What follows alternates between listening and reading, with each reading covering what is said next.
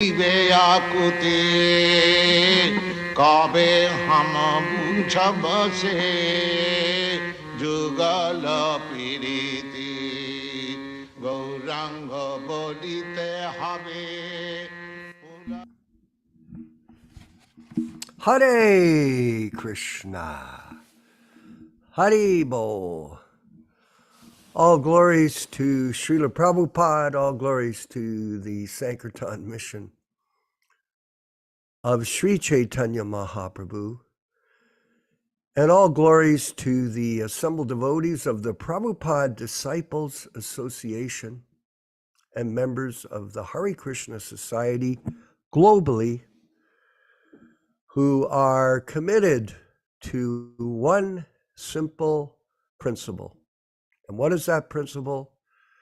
We are here, assembled every week, to remember Prabhupada as the pure devotee of Krishna who came to bring the Sankirtan mission for the deliverance of the entire world. Yes. And that is possible through his preservation, through the preservation of his legacy. This, in these current times, things are always in change. And as a result, there are so many things that are in difficulty because of constant change. And Prabhupada was very much instructive in that area to make sure that we didn't change his teachings, his practices, and his transcendental vision for all of us. This was very specific when he was with us. He was extremely strict. He was soft like a rose and hard like a thunderbolt. Please understand that. Prabhupada was very strict. In fact, he was so strict, if you were smart in his association, you were very careful not to speak any kind of nonsense. There's a couple of things. There's one of these ISKCON guru fellows who doesn't wear tilak, doesn't wear sika, doesn't wear devotee clothes ever, has no danda. He claims to be a sannyasi. He's associating with women. He lives in Beverly Hills. He's some sort of celebrity. And I approached him years ago. He started some group called Krishna West. And I said, would you ever go in 1974 to the Mayapur meeting and walk in front of Prabhupada the way you look now? Would you? No, you wouldn't. You would be in big trouble. If you wanted to get blasted, you would. Because Prabhupada would tell you, who do you think you are? Changing everything that I've taught according to your own mental speculation. So we are protecting Prabhupada's legacy. And this group of devotees, Vijaya Pandit in Italy, and Bhaktivedanta in Sacramento, and Aprakrita in Montreal, and all of our wonderful members, remember this. This is our mission. It's not just we're trying to put on classes and discussions and readings for the sake of our own personal aggrandizement. Not interested. None of us are. We're interested in protecting Prabhupada's legacy, which has been tremendously distorted by other people, namely our God brothers and their personal ambitions. I just got a note, everyone, by the way, and we'll get into the reading of the Jaladuta diaries in a second. I'm just, warming us up while we let our group assemble here on Sunday morning for Śrīmad-Bhāgavatam reading. But I thought it would be interesting, Yaśodā-nandana Prabhu, to mention this. There's one so-called guru, so-called, this is a farce, 150, 160 people in our disciplic succession after the disappearance of Śrīla Prabhupāda are now giving Diksha. This is a brand new precedent in Vaishnava history. Vinkat Bhatta, he has a rule. This is the rule, that you have to be triple vaxxed in order to see him. You have to have 3 vaccinations to see him. I got a message this morning from one of our God brothers who mentioned that to me. I thought, gee, is that the qualification for going back to Godhead? You have to have triple vax to start? And this person's a farce anyway. I saw him chant japa. He needs to go to bhakta class. That's what he needs. And learn how to chant 16 rounds properly, not just mumble Krishna, Krishna.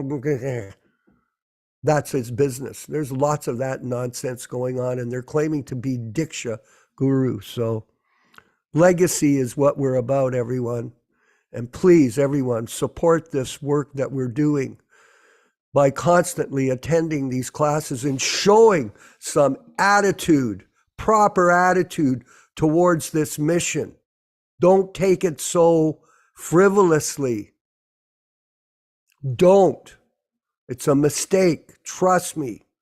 This is a very rare opportunity for all of us to work together to show Prabhupada how much we care about him. Very rare. And time is marching, and death can come to any one of us in this group at any moment. And that's the reality. I know that. I feel it myself. Of course, I'm an older person in this material body, and my colleague, my wonderful partner, Yaśodā-nandana Prabhu, he's also older and his health is waning. Unfortunately, I'm very nervous for him. I tell him constantly, take care of yourself. Make sure. I'm sorry, I don't want to embarrass you, Prabhu, but I do, because he works so hard. He pushes himself. And all of you know how much he is working for this specific purpose of protecting Prabhupada's legacy, which is an amazing legacy. And here we're reading from the Jaladuta Diaries, and we're at the introduction. And if Vinkat Bhatta Prabhu could please bring that up, I'll start in with this reading. We'll try to read the introduction, Vijaya Pandit, so that you can get refreshed on many levels, refreshed in your mind and refreshed in your enthusiasm to carry on our mission to protect Prabhupada's legacy. Śrīla Prabhupada was instructed by his spiritual master, Śrīla Bhaktisiddhanta Saraswati Thakur, to preach Krishna consciousness to the English-speaking peoples. Towards this end, His Divine Grace A.C. Bhaktivedanta Swami published the first Back to Godhead magazine in 1944. He also began to write translations and commentaries on Bhagavad Gita, Śrīmad-Bhāgavatam, and Chaitanya Charitamrita and other Vedic literatures. In 1965, after publishing 3 volumes of Śrīmad-Bhāgavatam, he approached the owner of the Sindhi Steam Navigation Company, Sumati Maraji, for a complimentary passage to the United States. After considering his request for some time, she finally agreed and issued him the ticket. Very great service by her, and I was fortunate enough to meet her at her estate back in the 70s. In the port of Calcutta on August 13th, 1965, carrying only a small suitcase, an umbrella, and a bag of dry cereal. A.C. Bhaktivedanta Swami, as he was known at the time, climbed up the steep gangway onto a cargo ship named the Jaladuta. This was in Calcutta. The ensuing journey presented considerable hardships, as we'll read about in this diary. Śrīla Prabhupada wrote of some seasickness, and on the 13th day of the voyage, during the passage through the Arabian Sea, he suffered a massive heart attack.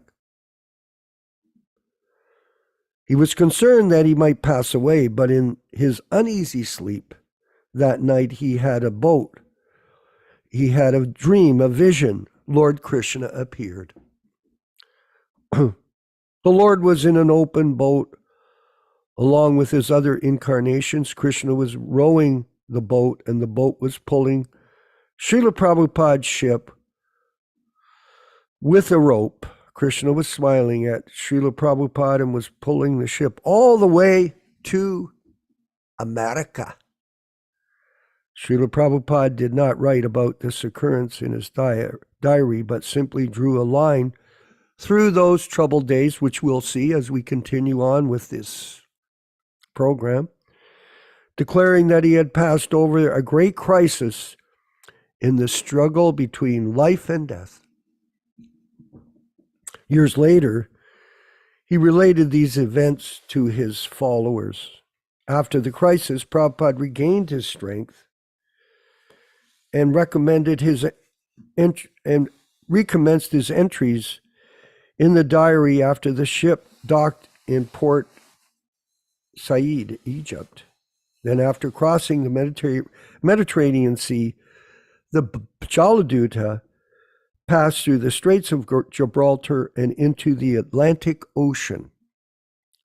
Uncharacteristically, the ocean appeared like a placid lake. The Atlantic crossing was so effortless that the ship's captain remarked that they had never seen anything like it. After a total of 35 days, the ship at last berthed in Boston at Commonwealth Pier on September 17th at 5:30 a.m. That's 1965. The next day, the Jaladuta continued to New York, where Śrīla Prabhupada disembarked onto a lonely Brooklyn pier to begin his mission in the West. Remember, he got off, there was nobody there. In our presentation of the Jaladuta diary, we have also included photographs of noteworthy memorabilia, Śrīla Prabhupada's passport and visa, the ticket issued by Scindia Steam Navigation Company, the sponsorship form of Gopal Agarwal, and handwritten copies of the 2 poems that Śrīla Prabhupada wrote upon arriving in America. Prayers to the lotus feet of Lord Krishna and Markandeya Bhagavad Dharma. Some of Śrīla Prabhupada's descriptions of the Jaladuta journey from his conversations and letters are also reproduced here, so we'll see them. They have appeared in previous archival publications, may be found in entirety in the computer database of Śrīla Prabhupada's complete works, so you can look those up as well, Prabhus. There is a sequel to this diary in New York in January of 1966. Prabhupada began recording another diary, which spans the period from January to October of that year. This diary is not as well known to devotees as the Jaladuta diary, but it covers the time when Śrīla Prabhupada was a guest of Dr. R. Mishra up until the International Society for Krishna Consciousness. ISKCON was incorporated, and the first Back to Godhead magazine was published by Śrīla Prabhupada, early Western followers. Just to make a comment quickly, we used to distribute 2 million copies of Back to Godhead every month when all of our devotees were working with Prabhupada in the 70s. I know the Toronto Temple was selling 100,000 magazines a month. Think about it. And now it's down to 3,000 a month. Prabhupada called the Back to Godhead the backbone of the Krishna movement. We also intend to present this second diary as an offering of the Śrīla Prabhupada centennial. Śrīla Prabhupada is the preeminent Acharya of the Gaudiya Vaishnava Sampradaya of our time. His voyage on the Jaladuta 30 years ago marked the beginning of a spiritual revival, and the 12 years after his arrival in America saw the Hare Krishna movement spread to major cities worldwide. For millennia, the Vedic tradition had been hidden behind the boundaries of India and within Sanskrit and the vernacular languages. To a world immersed in materialistic ethos, Śrīla Prabhupada revealed the wisdom of this timeless philosophy. The Bhaktivedanta archives. Thank you very much. And it did spread. And in Hamilton, we opened a temple, believe it or not, in 1970, 5 years after Prabhupada's arrival. There was a center started in Hamilton. So Krishna came and picked us up by the mercy of Lord Chaitanya and engaged us in this mission to protect Prabhupada's legacy. All glories to Śrīla Prabhupada. Let's move forward with the chanting of Jaya Radha Madhava and the reading and discussion with His Grace Yaśodā-nandana Prabhu from California. Hare Krishna.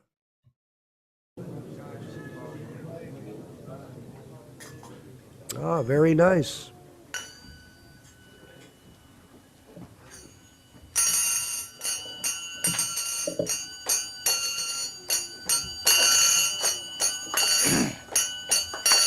Jaya Radha Madhava Kunja Bihari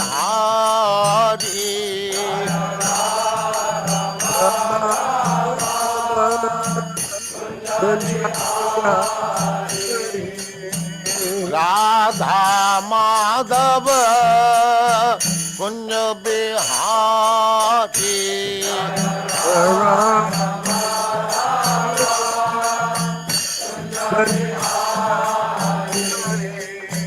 Gopi Jana Vallabha Girivaradhari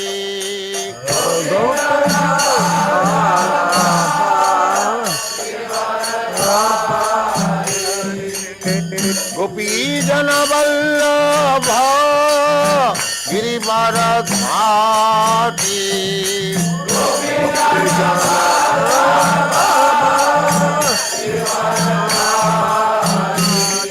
Jaya Radha Madhava Kunja Bihari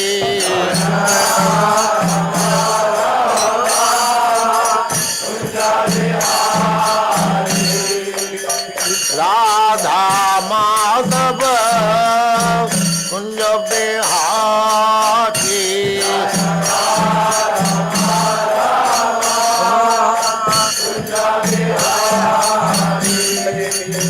Gopi Jana Vallabha Girivaradhari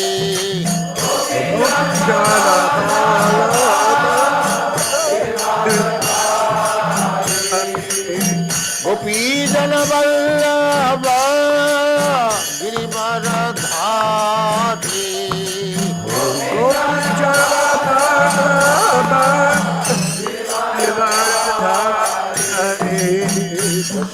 Yaśodā-nandana Brajajana Ranjana Yaśodā-nandana Brajajana Ranjana Yaśodā-nandana Brajajana Ranjana Yaśodā-nandana Brajajana Ranjana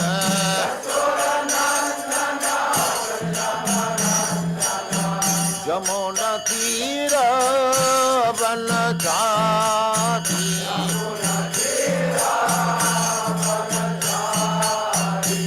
Jaya Radha Madhava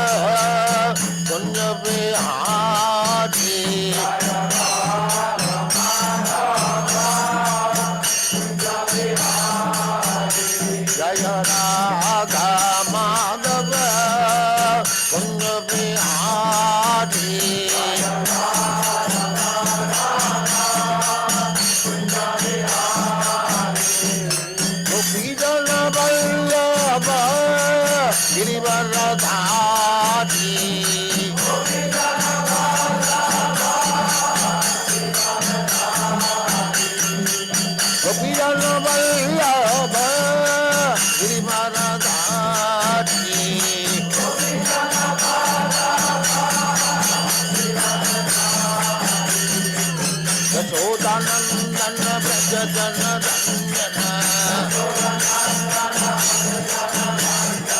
Yasoda-nandana Brajajana-ranyana Yamuna-tira Banachari Yamuna-tira Banachari Jaya Radha Madhava Kunja Bihari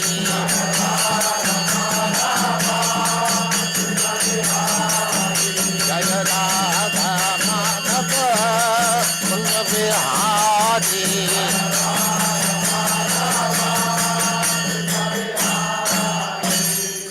Jaya Pushpat Paravangja Paribrajagacharya Sattva Sadasyamal Bhakti Siddhanta Saraswati Goswami Prabhupada ki jai Ananta Koti Vaishnavindi ki jai Ramacharya Śrīla Haridas Thakur ki jai Prem se kaho Shri Krishna Chaitanya Prabhu Nityananda Shri Advaita Gadadhar Shivasadi Gaur Bhaktivinoda ki jai Shri Shri Radha Krishna Gaur Gopinath Sam Kund Radha Kund Giri Govardhan ki jai Vrindavan Dham ki jai Navadvip Dham ki jai Ganga माई की जय जमुना माई की जय तुलसी देवी की जय भक्ति देवी की जय स्वामी भक्तविंद की जय ऑल ग्लोरीज टू द असमर ऑल ग्लोरीज टू द असमर ऑल ग्लोरीज टू द असमर thank you very much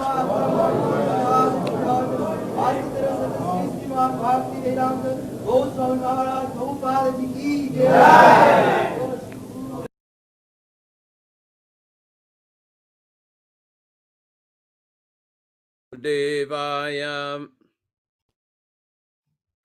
Om Namo Bhagavate Vasudevaya Om Namo Bhagavate Vasudevaya Om Namo Bhagavate Vasudevaya O my Lord Sri Krishna,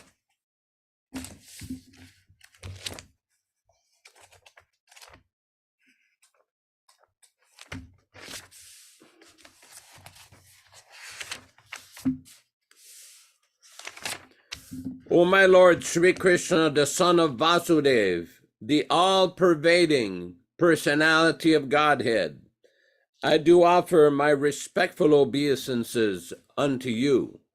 Narayanam namaskritya, Narayanam namaskritya, Naram cheva narottamam, Naram cheva narottamam, Devim saraswatim vyasam, Devim saraswatim vyasam, Tato jayam mudirayet, Tato jayam mudirayet. One should utter the means of conquest, Śrīmad-Bhāgavatam, after offering respectful obeisances, 1, to the personality of Godhead, Narayana, 2, to the Narayana Rishi, who is the supermost human being, 3, to the Mother Saraswati, the goddess of learning, then 4, to Śrīla Vyasadeva, the author. Welcome everyone to this reading and discussion on Śrīmad-Bhāgavatam. We will be reading from the original 1964 New Delhi edition of Śrīmad-Bhāgavatam. And as we do every Sunday, first we will be reading a few verses describing the benefit of hearing this great literature, Śrīmad-Bhāgavatam. We'll be reading from Canto 1, Chapter 2, from text number 8. Dharma swanustita pumsam vishvakshena katasuya na utpadedyadiratim shramaheva hi kevalam.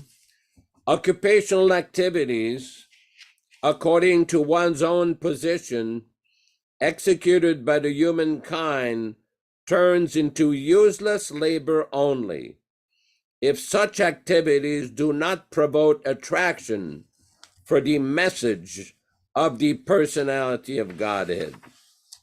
Text number 8. Text number 9. Dharmasya yapavargasya narto artaya upakalpate nartasya dharmaikantasya kamo labhaya hi smritaha. All occupational engagements are certainly meant for ultimate liberation, and they are never meant for material gain.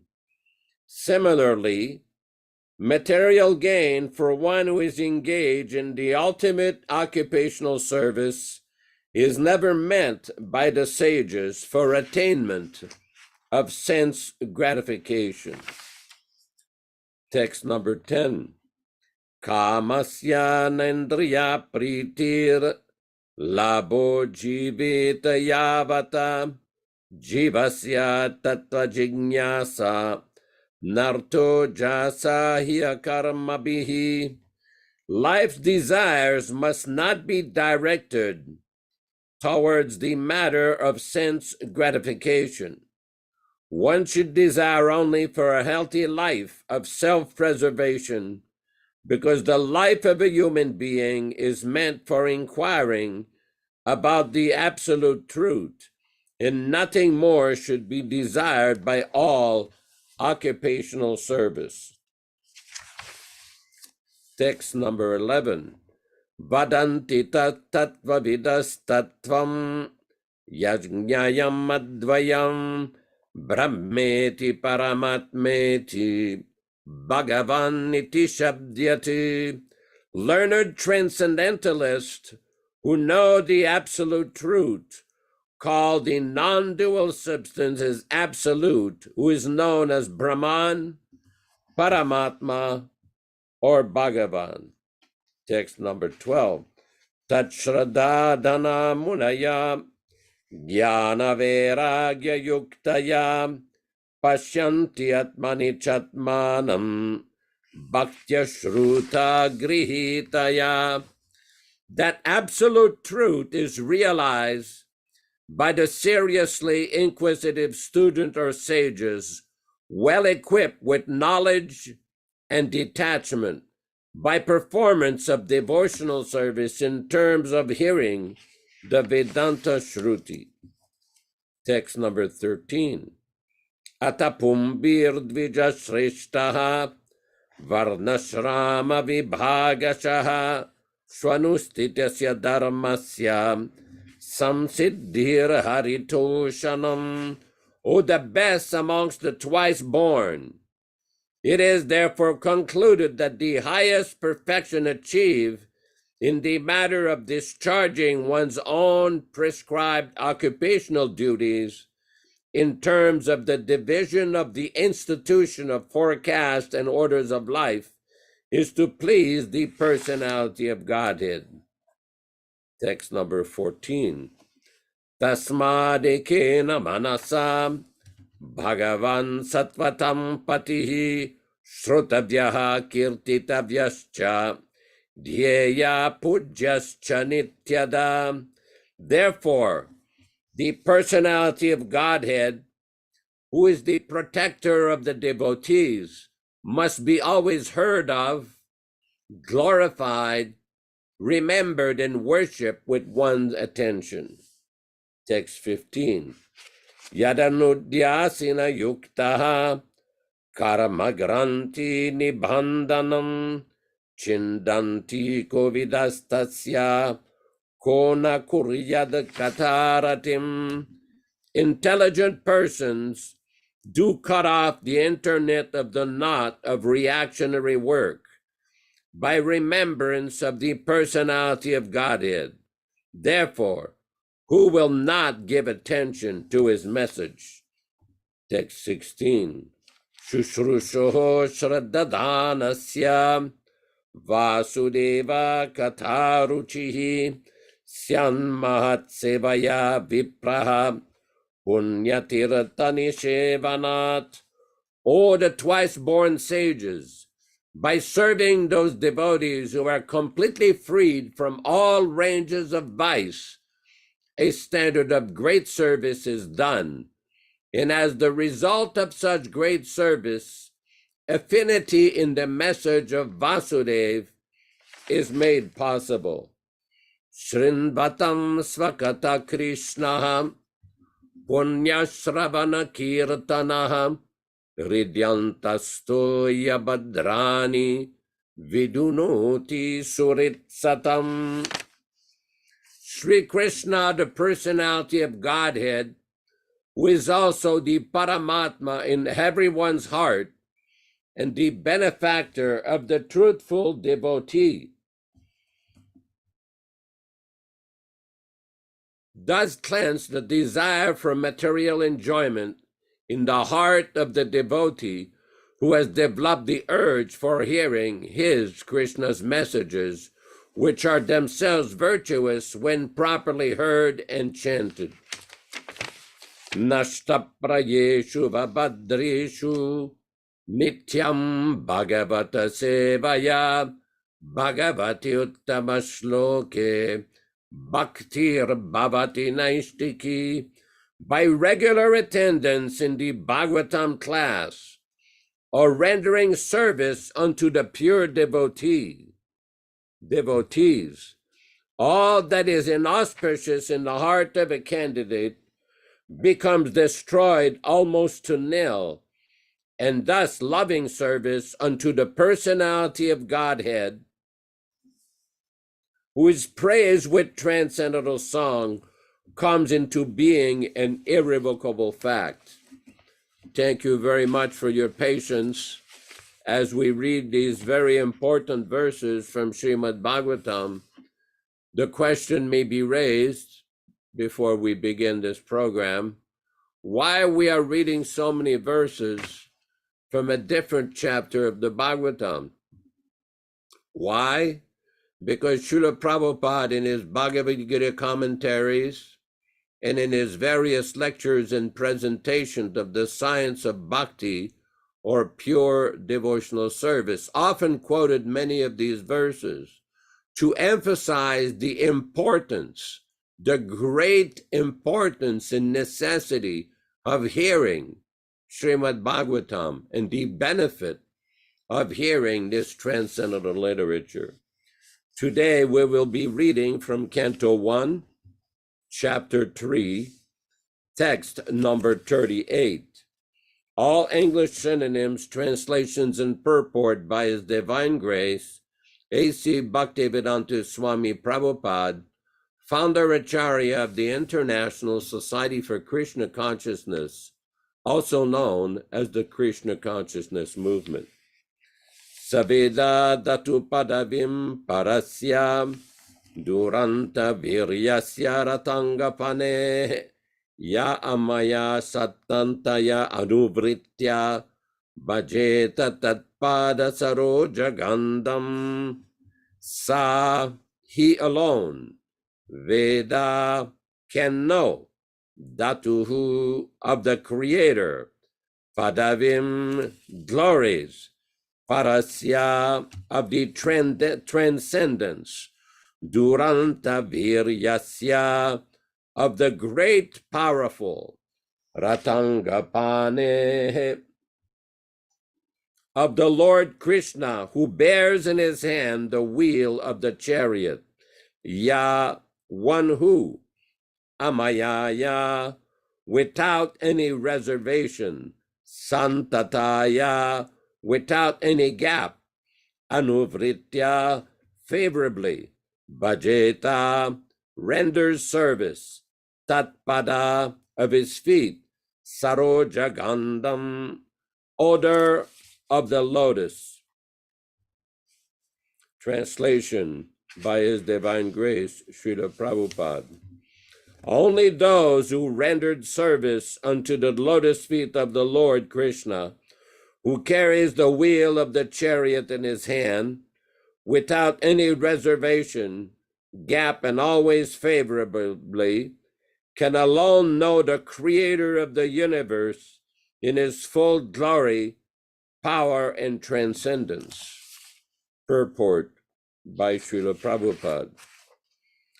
The pure devotees only can know the transcendental name, form, and activities of the Lord, Krishna, on account of their being completely freed from the reaction of the fruitive workers and mental speculators. The pure devotees have nothing to derive as personal profit out of their unalloyed service to the Lord. They render service to the Lord spontaneously, without any reservation, and incessantly, as well as favorably. Everyone within the creation of the Lord is rendering service to the Lord directly or indirectly. Nobody is an exception to this law of the Lord. Those who are rendering service indirectly, being forced by the illusory agent of the Lord, are rendering service unto him unfavorably. But those who are rendering service unto him directly, under the direction of his beloved agent, are rendering service unto him favorably. Such favorable servitors are devotees of the Lord, and by the grace of the Lord, they can enter into the mysterious region of transcendence by the mercy of the Lord, while the mental speculators remain in darkness for all the time. As stated in the Bhagavad Gita, the Lord himself guides the pure devotees towards the path of realization on account of such devotees' constant engagement in the loving service of the Lord in spontaneous affection. That is the secret of entering into the kingdom of God, while fruitive activities and speculative transactions are no qualifications for entering into the kingdom of God. Om Ajnana Timirandasya Jnananjana Shalakaya Chakshurun Militam Yena Tasmai Shri Gurave Namaha. I offer my respectful obeisances. We all offer our respectful obeisances unto our spiritual master, Śrīla Prabhupāda, who has opened our eyes from the darkness of ignorance with the torchlight of transcendental knowledge. Nama Om Vishnupadaya Krishna Prestaya Bhutale Śrīmate Bhaktivedanta Swami Namine Namaste Saraswati Deve Gauravani Pracharine Nirvishesha Shunyavadi Paschatya Deshatarine Bhaktisiddhanta Shishyaya Bhaktivedanta Namine Prasannaya Prashantaya Tasmai Shri Gurave Namaha. Bhagavad Vandanam Khadyam Guru Vandana Purvakam Kshiram Sharkara Yuktam Kadatehi Visheshataha Adadana Strinam Danter Idam Yachi Punaha Punaha Śrīmad Padam Bhoja Dhulisyam Janma Janmani Amsho Bhagavato Smyaham Sadadasu Asmi Sarvata Tat Kripa Pikshako Nityam Tat Prishta Satkaromi Svam Sri Krishna Chaitanya Prabhu Nityananda Shri Advaita Gadadhara Sri Vasadi Gaura Bhakta Vrindam Hare Krishna, Krishna Krishna, Hare Hare, Hare Rama, Rama Rama, Hare Hare. So Śrīla Prabhupada is dealing here in his purport with very important essential points of Krishna conscious philosophy. As anybody who is a little familiar with Śrīla Prabhupada's writings and teachings, it's very important to understand what does he mean by pure devotee. Pure devotee means one who has no other interests but simply serving Lord Krishna under the guidance and authority of his bona fide representative. This is a very important point. Prabhupada says in the purport in the middle of page number 243 in the bottom, those who are rendering service indirectly, being forced by the illusory agent of the Lord, are rendering service unto him unfavorably. But those who are rendering service unto him directly, under the direction of his beloved agent, are rendering service unto him favorably. Such favorable servitors are devotees of the Lord, and by the grace of the Lord they can enter into the mysterious region of transcendence by the mercy of the Lord, while the mental speculators remain in darkness for all the time. Now, it's quite important when we read Śrīla Prabhupada's purport, for example, and we will see in the second canto of Śrīmad-Bhāgavatam how there are the descriptions of the creation of the material world.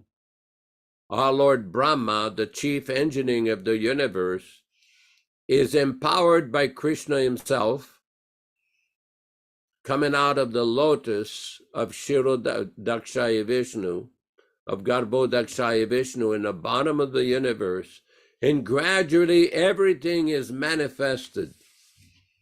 He gets the power from Lord Krishna to create the universe. Everything is set into motion, and gradually all the different living entities come out. We see the four Kumaras come out, Rudra comes out. When the four Kumaras came out, Lord Brahma requested to increase the population, and they were very happy to remain as celibate students. And Lord Brahma did not like that answer. He got upset. And from his anger, from the anger between his two eyes, Lord Rudra came out. Lord Shiva came out. So then gradually 11 Rudras came out.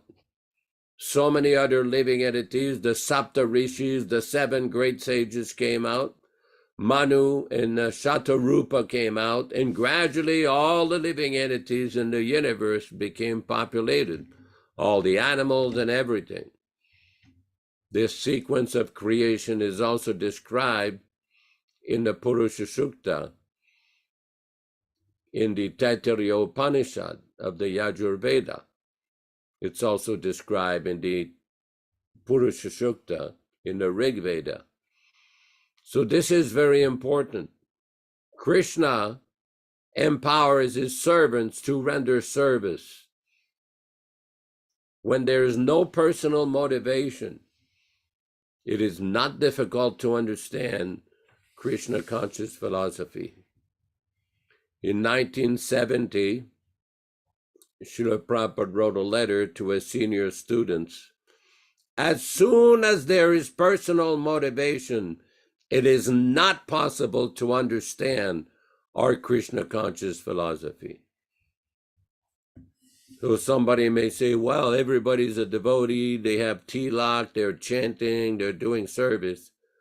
What Prabhupada is referring to is this personal motivation for name, fame, power, prestige, called Pratishta, Lav Puja Pratishta, profit, adoration, and distinction. These are the great enemies of a devotee.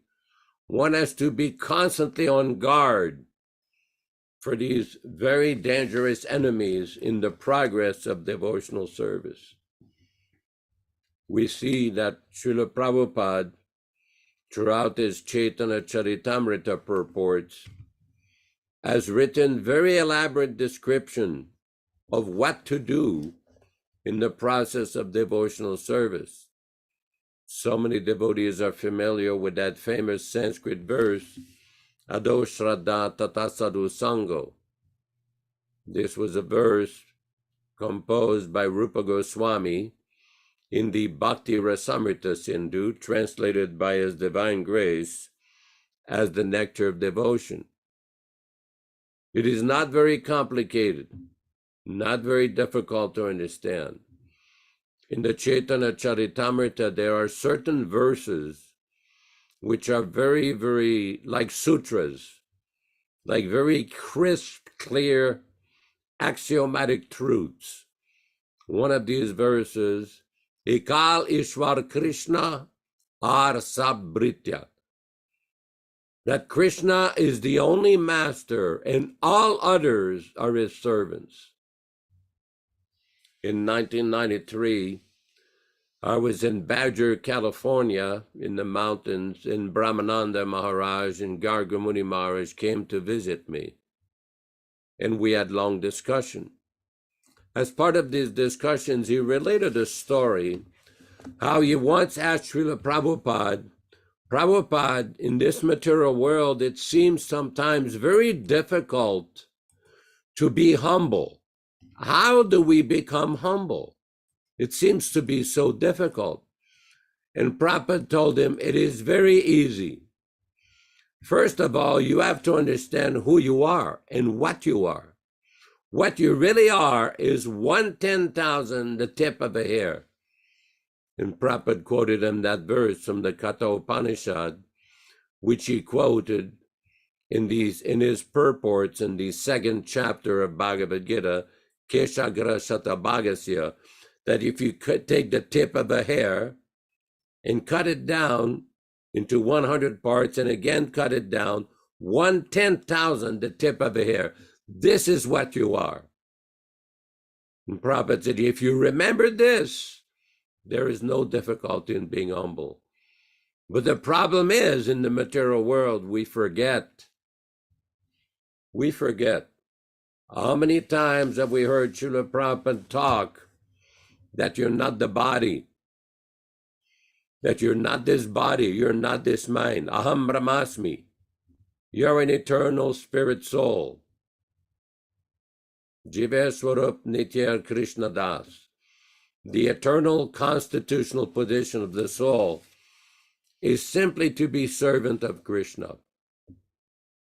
The other day, one devotee contacted me, and he was a little upset with me and Vishwakarma Prabhu. And he said, why do you spend so much time reading all this word for word? Why? I said, simply, the answer is simple, Prabhu, because Prabhupada expected us to do that. He expected all of his students, all of his followers and disciples to hear and learn every word from his books. We're not just reading a book. We're studying every single word that Prabhupada is given. There is deep meaning behind every word. Prabhupada one time in Calcutta gave the example that his Guru Maharaj had gone to Bangladesh, to Dhaka, and he was reading Śrīmad-Bhāgavatam.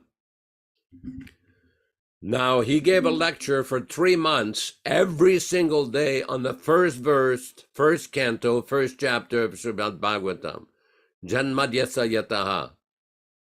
3 months, every single day, one verse. Of course, we do not have such scholarship as such great acharyas. We are simply to follow in the footsteps. But at least what we can do is give a little submissive oral reception. We can use our ears to hear what Śrīla Prabhupada is saying. He's explaining nicely. Just this morning, one of our good friends from Bangalore, Bhakti Chaitanya Gadgil, sent me an email early. And he was talking about a prominent Mayavadi philosopher from India who went to Chicago in the 1800s, late 1800s, and preached some hodgepodge philosophy.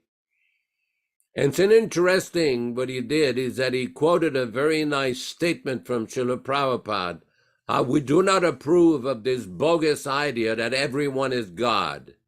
No. This is not the teaching of Śrīmad-Bhāgavad-Gita. This is not the teaching of Śrīmad-Bhāgavatam. And this is not the teaching of our previous Vaishnavacharyas. He very nicely pointed out their lecture, very nice lecture from Śrīla Prabhupada, that this false idea that everyone is God, this is destroyed Vedic culture. This is not what Krishna is teaching in Bhagavad Gita. This is not what we are being taught. Just like Prabhupada told Brahmananda, what you really are is the spirit soul. And what is the function of that spirit soul? To engage. Prabhupada is saying in this verse, only those who rendered service unto the lotus feet of the Lord Krishna, who carries the wheel of the chariot in his hand, without any reservation, gap, and always favorably, can alone know the creator of the universe in his full glory, power, and transcendence.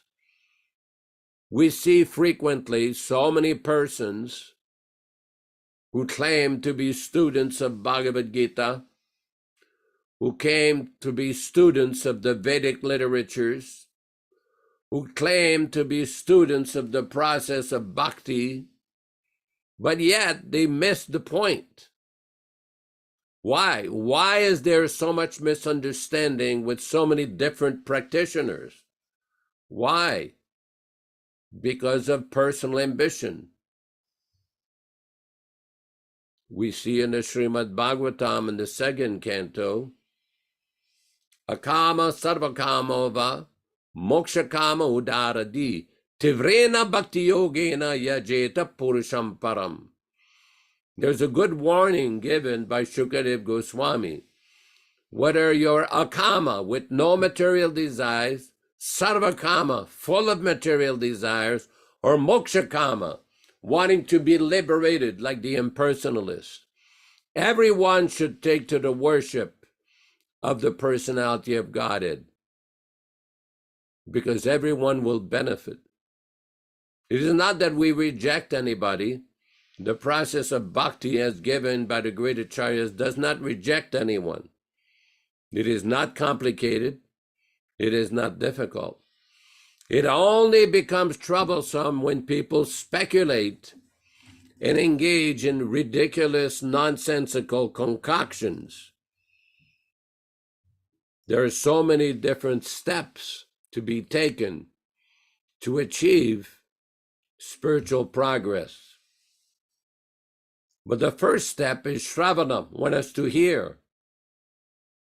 We've often discussed the story of Ramananda Roy, who met with Sri Chaitanya Mahaprabhu in the bank of the Godavari River.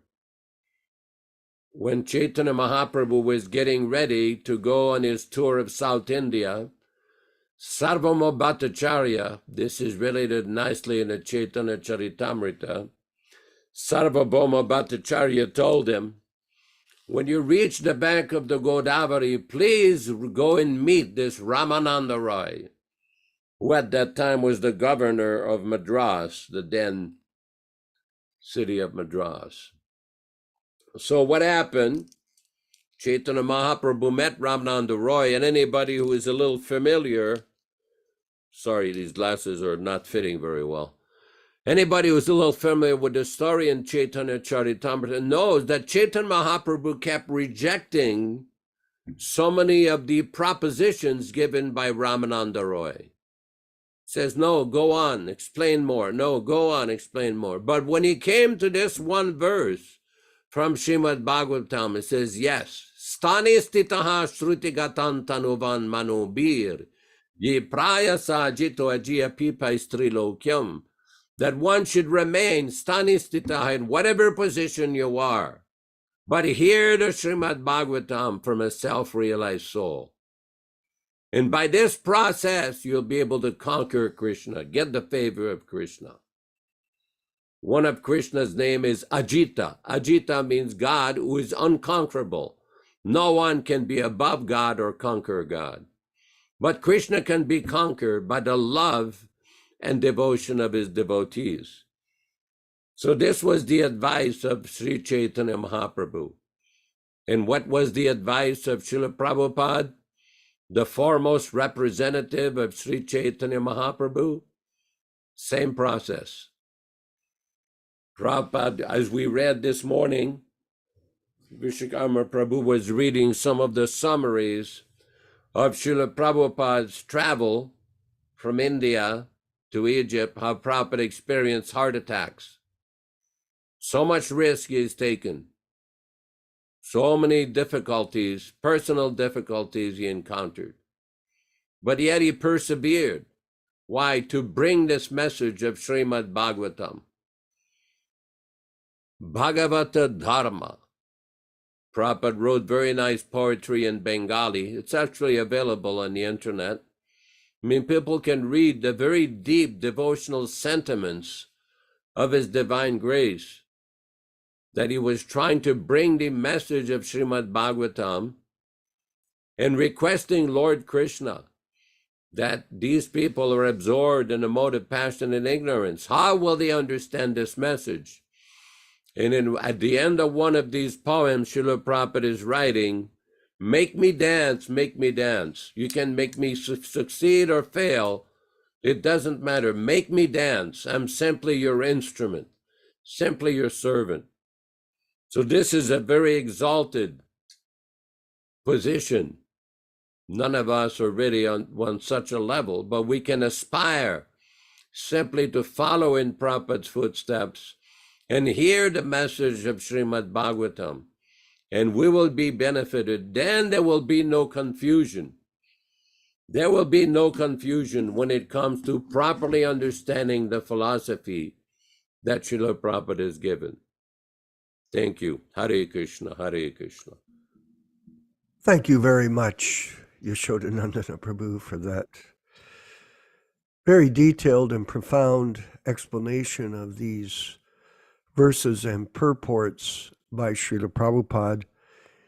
And I wanted to further discuss today's verse, specifically in the purport on page 204, Vinkat Bhatta, where we're talking about service as the secret to spiritual success. And here down, nobody, with everyone within the creation of the Lord, is rendering service to the Lord directly or indirectly. So think about that. Nobody is an exception to this law of the Lord. Those who are rendering service indirectly, being forced by the illusory agent of the Lord, are rendering service unto him unfavorably. But those who are rendering service unto him directly, under the direction of his beloved agent, that's the pure devotee of the Lord, are rendering service unto him favorably. Such favorable servitors are devotees of the Lord, and by the grace of the Lord, here it's key, everyone, they can enter into the mysterious region of transcendence by the mercy of the Lord, while the mental speculators remain in darkness for all the time. So, two types of entities, those who are enlightened and those who are in the mode of darkness. They're not enlightened. There is a famous song, Vinkat Bhatta. You may not be familiar with it, by a Western musician, Bob Dylan. Actually, for some time, I believe he was going to the Chicago temple when my godbrother from Hamilton here, Uttama Shloka Das, was the president. So he got some interest in Krishna consciousness in his journey. He eventually dropped off due to material fame and material wealth. But he wrote this song about serve. Everyone has to serve somebody. Everybody has to serve somebody. This is exactly what Prabhupada is mentioning in this purport, that everyone is engaged in service. There was that story I've told Vinkat Bhatta on that morning walk in Toronto in Don Valley. So we were on the walk. Prabhupada was pointed to the sign, scoop and stoop and scoop. Now, back in the 70s, it was not a rule that you had to pick up the dog stool in the parks. It was people before then in the 60s, they would just let their dogs go pass in the parks, and everywhere there was dog stool, everywhere. So finally the politicians came up with a plan, or the planners came up with a system to put these signs up, stoop and scoop. So you have to go along, and I remember back then I was thinking, geez, that's a tough thing. You have to pick up dog stool. So Prabhupada stopped and he noticed the sign, and he took his cane and he pointed it at the sign. He goes, this is the difference between us and them. They are serving DOG and we are serving GOD.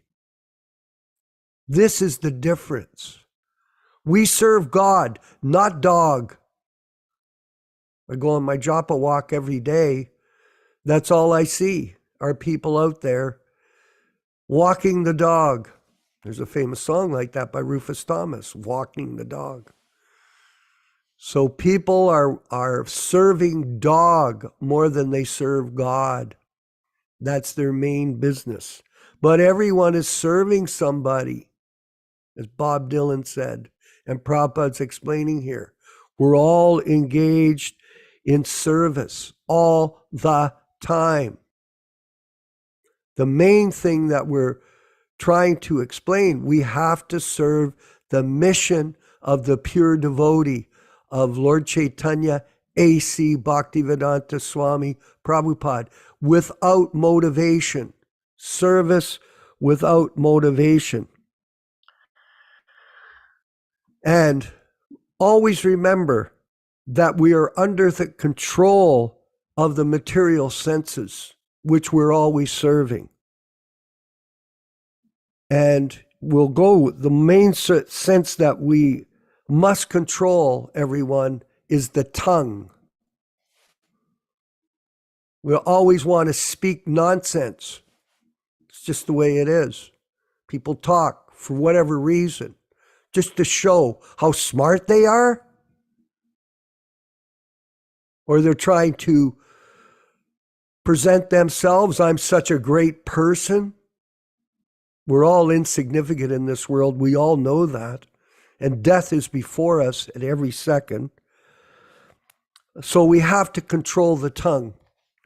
Now, I'm going to give Vinkat Bhatta Prabhu to go to this wonderful book from Rupa Goswami, just to the first verse quickly. And I'll read this verse for us. To Vacho Vegam Manasa Krodo Vegam Jiva Vegam Udara Pasta Vegam Etan Vegan Yo Vishaheta Dira Parvam apimam pritivam sasishyat. A person, a sober person who can tolerate the urge to speak. It's the first words from Rupa Goswami. Control the tongue. The mind's demands, the actions of anger and the urges of the tongue, belly, and genitals is qualified to make disciples all over the world. This is the qualification. You can control your tongue.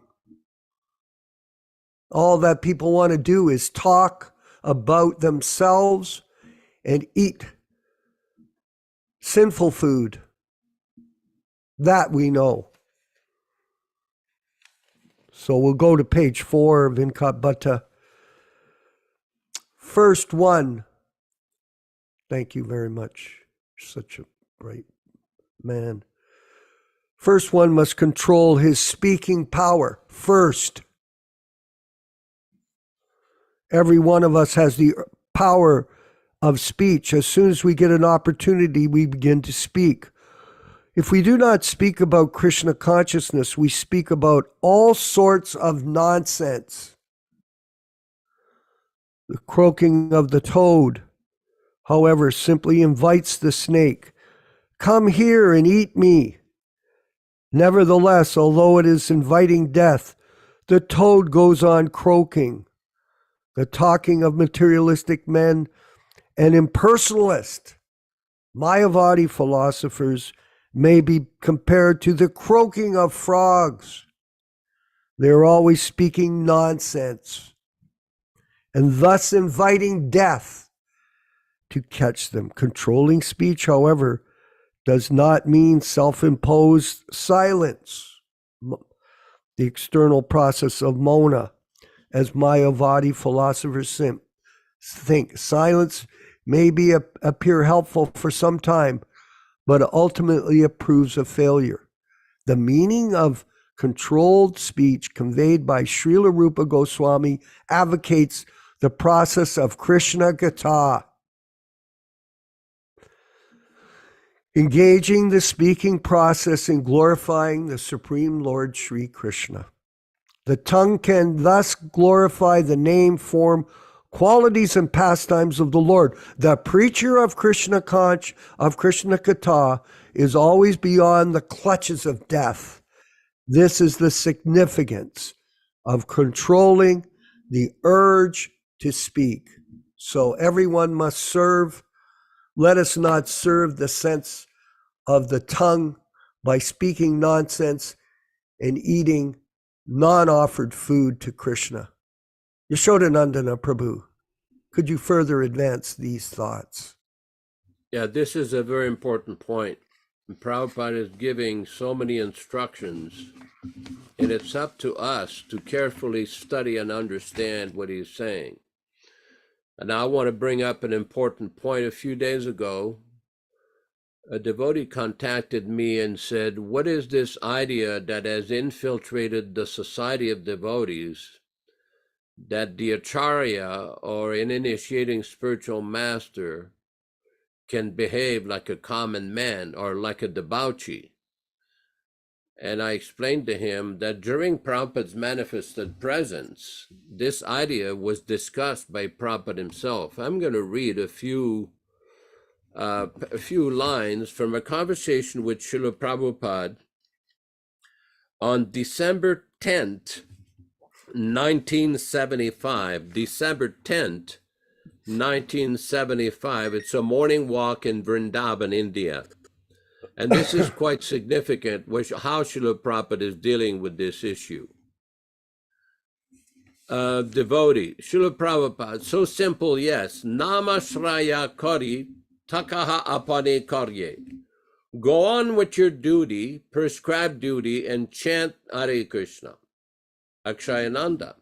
I was recently told by one devotee that the Acharya does not have to be a pure devotee.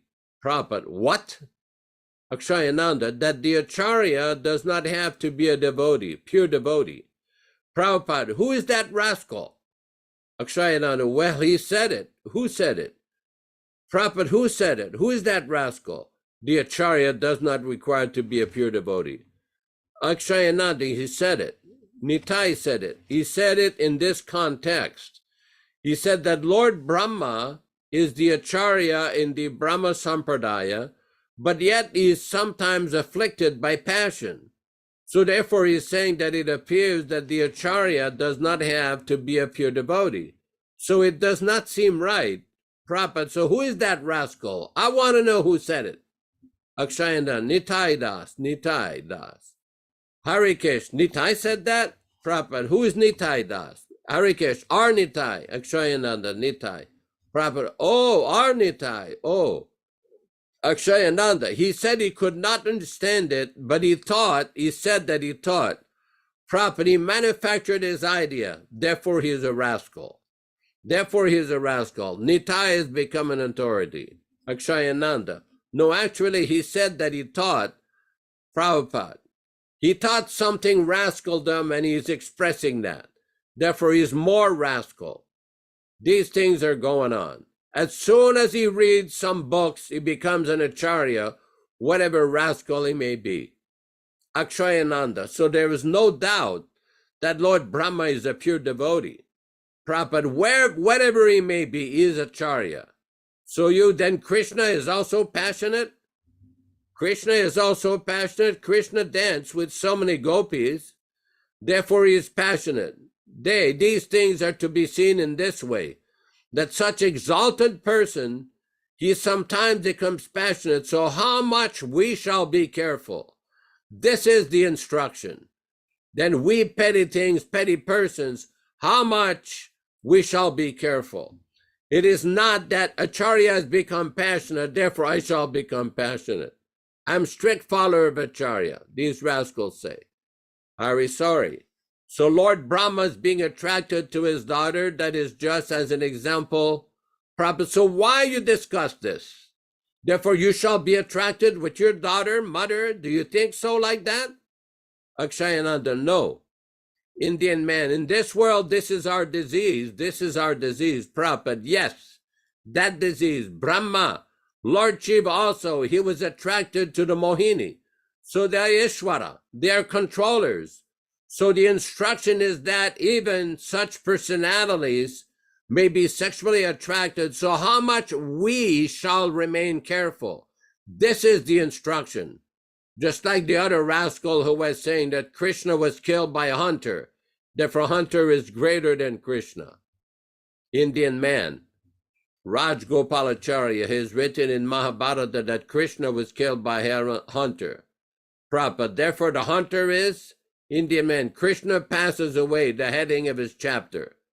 Hare Krishna, you said a couple of years ago that what ordinary man would be killed if he was shot in the arrow by a heel. Shot in the heel by an arrow. No ordinary man dies that way. Prabhupada, so who reads Rajgopalacharya's Mahabharata? They're rotting at Bharati Vidya Bhavan. So Prabhupada goes on a little further. He says, these pastimes of Krishna is to make the fools more fool.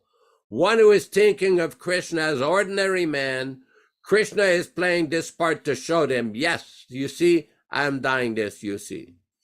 So very important point here, Prabhupada has never subscribed to this bogus idea that the Acharya or the authorized spiritual master is afflicted by passion and becomes just like an ordinary man. And this was one of the pillars of the GBC philosophy in the middle 1980s. It still is, that a person can become a debauchee, an embezzler, a sexual deviant, a sexual predator, and engage in so many ridiculous, nonsensical behaviors, and he's still Acharya.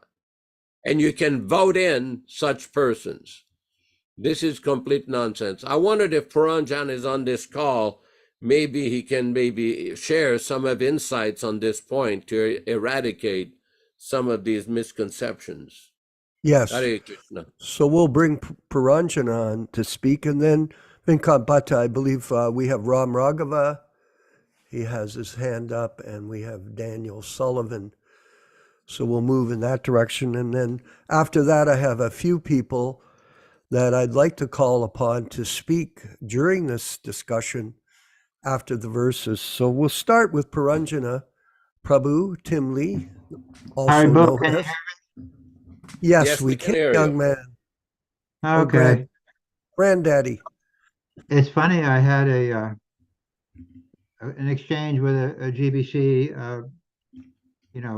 enforcer kind of guy, and he was challenging me. He said, "Oh, Pranjan, you all always talk about nonsense things, and this proves that you have no love for Krishna." And I said, Absolutely correct. I have no love for Krishna, but I have a lot of fear of Krishna, and I fear where you guys are going. I don't want to go wherever that is."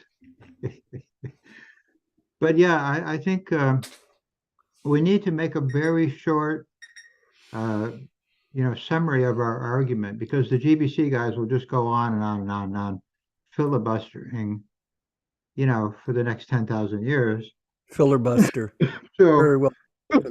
yeah. So we need to make a summary of our actual point. And this actually started for me way back in 79. I said, at the time we had evidence that Jayatirath was having sex with a follower.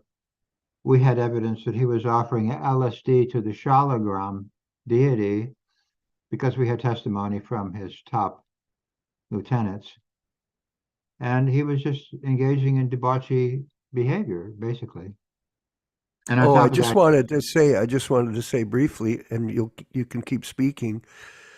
The girl that he was having an affair with was one of our devotees in Toronto. Carry on.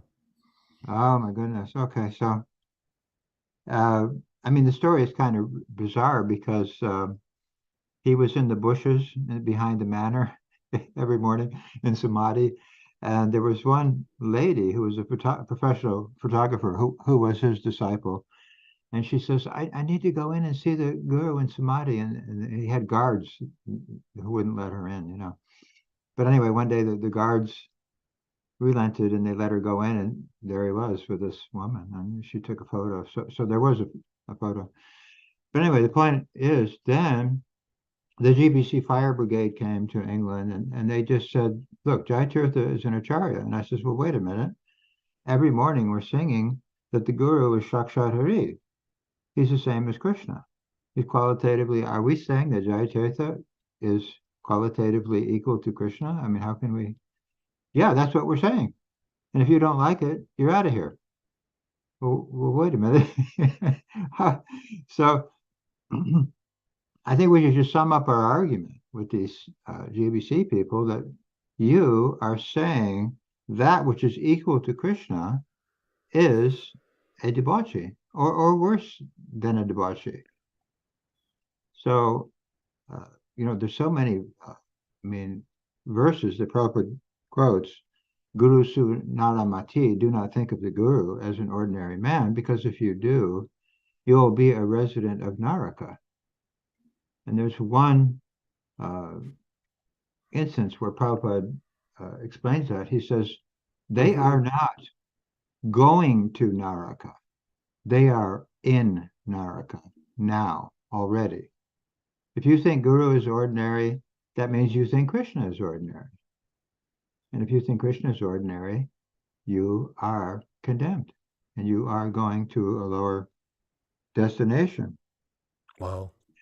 But when we were in India, there was always some smart alecky Hindus who would come up and say, "Oh, you worship Krishna and he's a debauchee."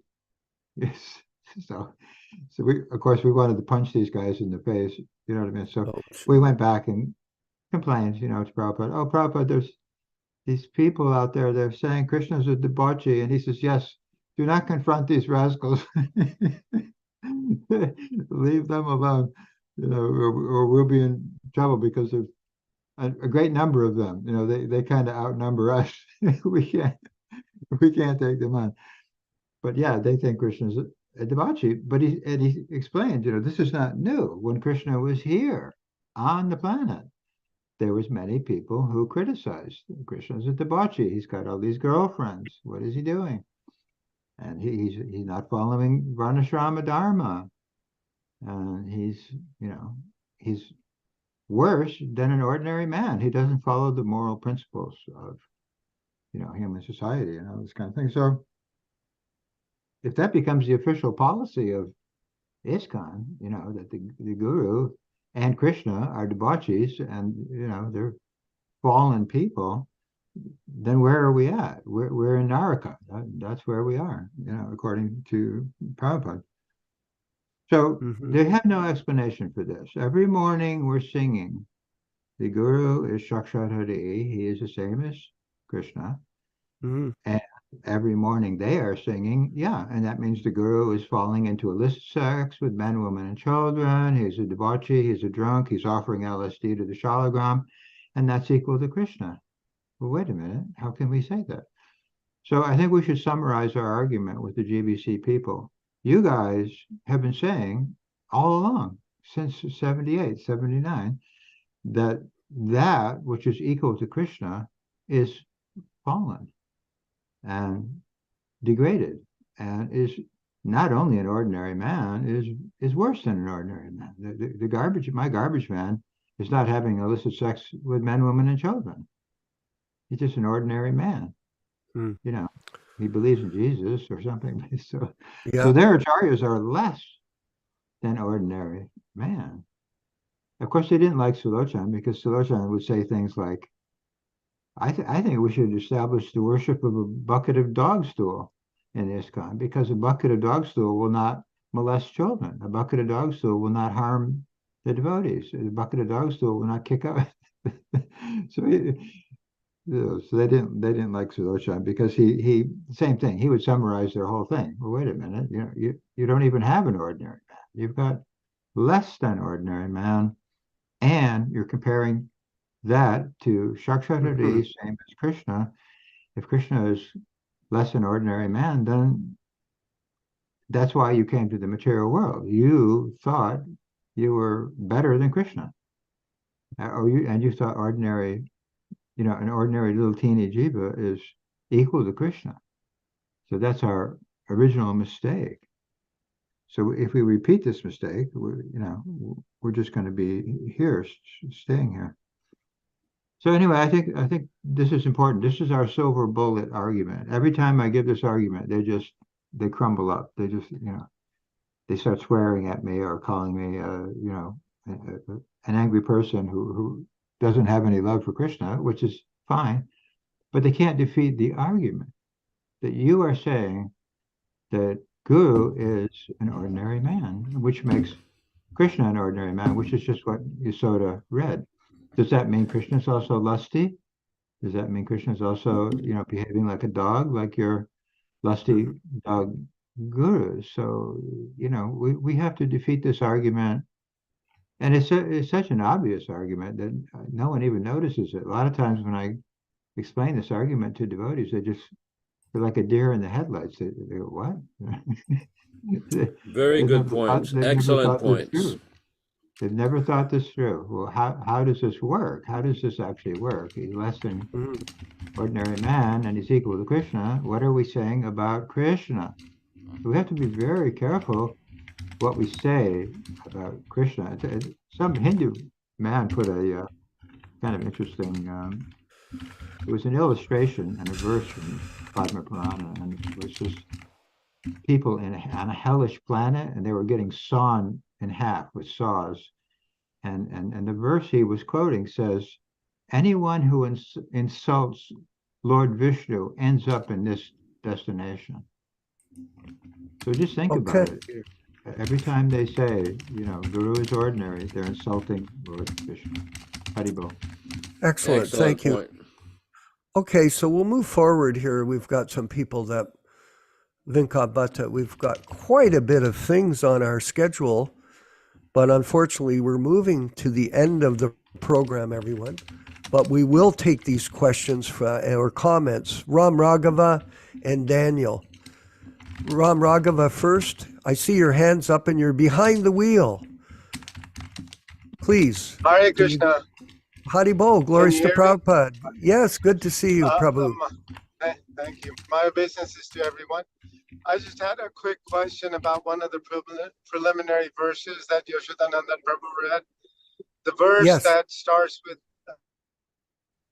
Ashta Prayashvavadreshu, by regular attendance in the Śrīmad-Bhāgavatam yes, class and rendering service to the pure devotee, all that is troublesome to the heart is destroyed to almost nil. So my yes. question is, why is it, what's the significance of that it's almost destroyed to nil? Why is it not completely destroyed? It's a gradual process, as we all know.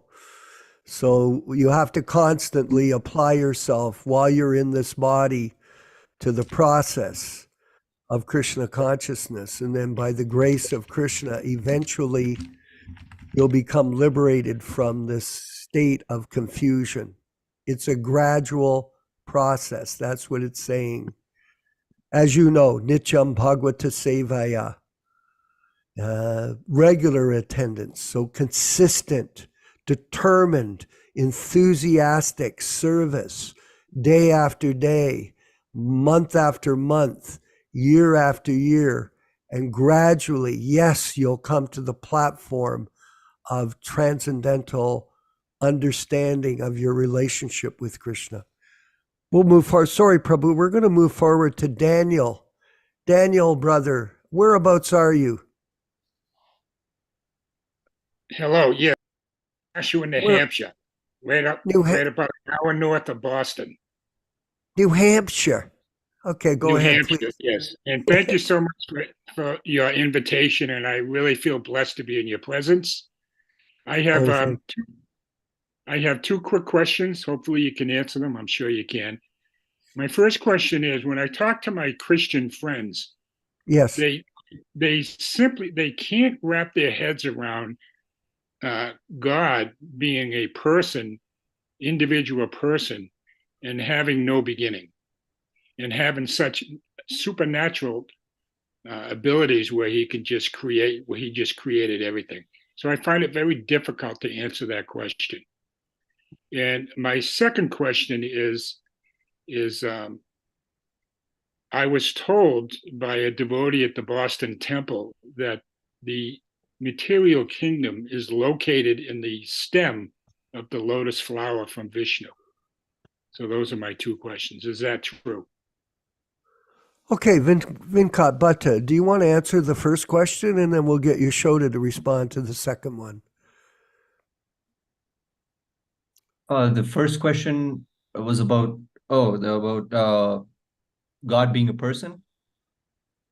Yes, God being a person, people can't wrap their heads around him being the supernatural being that has created everything. They just can't wrap their heads around, just making a creation out of the blue.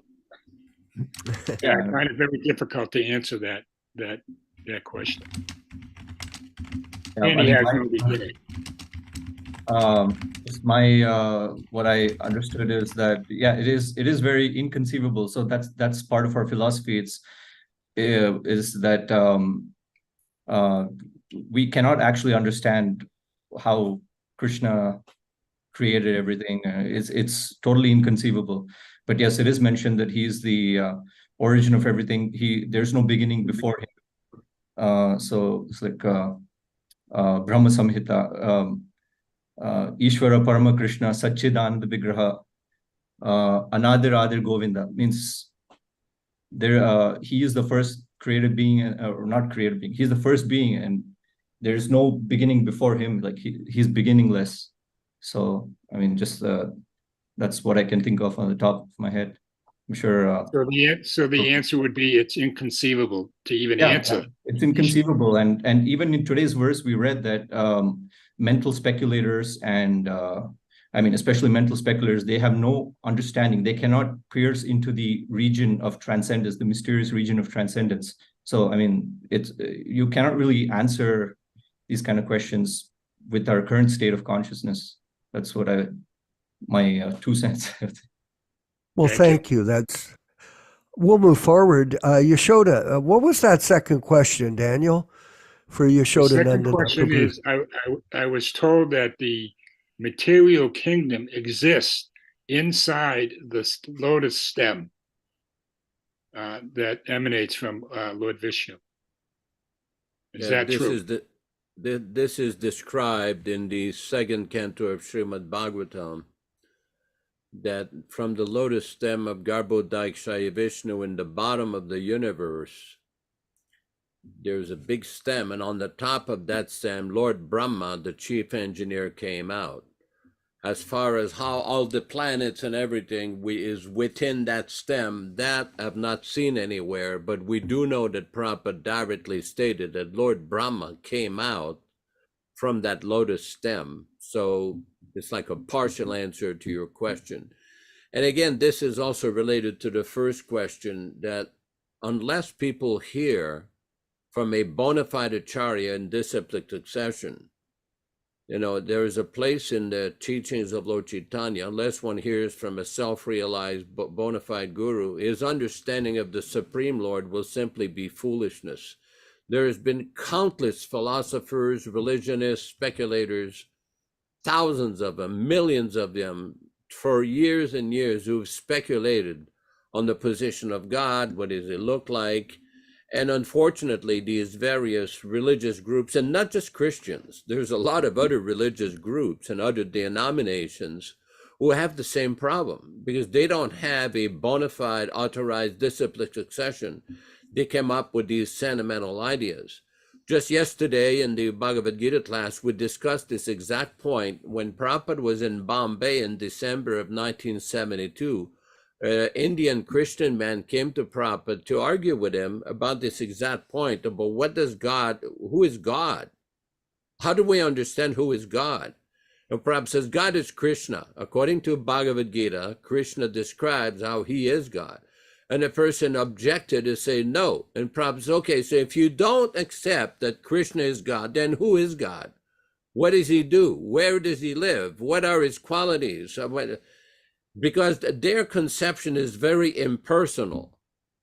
They haven't, in their scriptures and in their teachings, they don't have a clear description of what God looks like. What does he do? Where does he live? What are his activities? Only in the Vedas and in Śrīmad-Bhāgavatam do we find this confidential information. In other words, the information is there, but they're not receiving the information because they don't have a bona fide disciplic succession. I mean, Prabhupada used to often explain that the Bible was spoken at a time, and the people that was spoken to, they ended up killing Jesus Christ. So it was not a very elevated group of people that he was preaching to. He preached some basic fundamental moral principles, which is good. Prabhupada never deprecated Jesus Christ for that. But as far as deep transcendental knowledge of God and God's kingdom and what does he do, what are his activities, that they do not know. That we have the information from Bhagavad Gita, Śrīmad-Bhāgavatam, like that in our acharyas. I hope it helps. Thank you. Daniel, I just wanted to, while we're ending up, we read here today, Daniel, such favorable servitors are devotees of the Lord, and by the grace of the Lord, they can enter into the mysterious region of transcendence.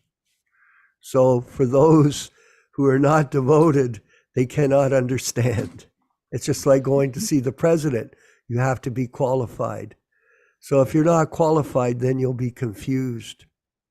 And that's what's going on in this modern world. Everybody is in a state of mass confusion. And we're here to protect Prabhupada's legacy and give everyone the understanding of how to properly go back home, back to Godhead by following the instructions of a bona fide spiritual master, A.C. Bhaktivedanta Swami Prabhupāda. And I see that Joe Felice has made a comment here from Hamilton. He's saying, yes, stick to the process and you'll answer these questions by yourself. Actually, you don't answer them by yourself, Joe. I, dwelling within the heart, destroy with the shining lamp of knowledge. Krishna says, I, dwelling within destroy with the shining lamp of knowledge the darkness born of ignorance. So you become transcendently enlightened by the grace of the Lord. All glories to Śrīla Prabhupāda. Thank you, everyone, for attending today's Śrīmad-Bhāgavatam class. And remember, Daniel, we're on every Wednesday night with Chaitanya Charitamrita, and Saturday morning and Sunday morning at 10 a.m. Eastern Standard Time, like where you are in New Hampshire at 10 a.m. So thank you for joining us. Love your accent, by the way. And we look forward to all of you. And I just want to let everyone know, I wanted Chaitanya Gajil to speak today, and Bhakta Roy from West Virginia, and Bhakta Ran Singh in San Diego, or Sacramento, excuse me. But unfortunately, we've run out of time. So have you know that we're going to be calling on different devotees as we move forward from our program to become part of this discussion and understanding of Krishna consciousness. In this way, we'll all make advancement and go back home, back to Godhead together, fixed at the lotus feet of our spiritual master, A.C. Bhaktivedanta Swami Prabhupāda. Vinkat Bhatta Prabhu in South India, please play a kirtan, chant along, everyone, and all glories to your service. Shri Krishna Chaitanya Prabhu Nityananda Shri Advaita Gadadhar Sivasadi Gaur Bhakta-vrinda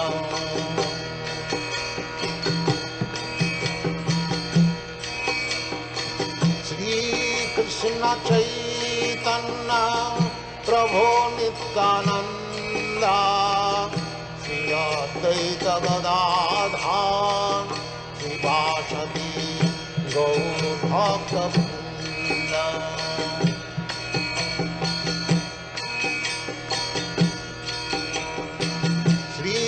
Krishna Chaitanya Prabhu Nityananda Shri Advaita Gadadhar Sivasadi Gaur Bhakta-vrinda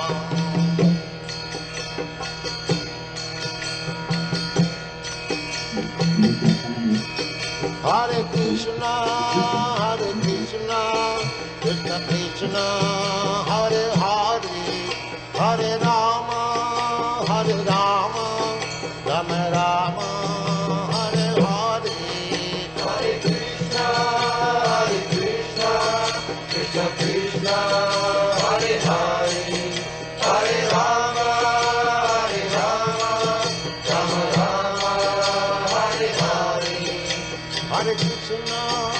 Hare Krishna, Krishna Krishna, Hare Hare, Hare Rama, Rama Rama, Hare Hare. Hare Krishna, Krishna Krishna, Hare Hare, Hare Rama, Rama Rama, Hare Hare. Hare Krishna, Krishna Krishna, Hare Hare, Hare Rama, Rama Rama, Hare Hare. Hare Krishna, Krishna Krishna, Hare Hare, Hare Rama, Rama Rama, Hare Hare. Hare Krishna, Krishna Krishna, Hare Hare, Hare Rama, Rama Rama, Hare Hare. Hare Krishna, Krishna Krishna, Hare Hare, Hare Rama, Rama Rama, Hare Hare. Hare Krishna, Krishna Krishna, Hare Hare, Hare Rama, Rama Rama, Hare Hare. Hare Krishna. Krishna, Hare Hare, Hare Rama, Hare Rama, Rama Rama, Hare Hare, Hare Krishna, Krishna Krishna, Hare Hare, Hare Rama, Hare Rama, Rama Rama, Hare Hare, Hare Krishna, Krishna Krishna, Hare Hare, Hare Rama, Hare Rama, Rama Rama, Hare Hare. Vanchakalpa tarubhyascha kripa sindubhya evacha patitanam pavanebhyo Vaishnavibhyo namo namaha. Hare Krishna, Hare Krishna.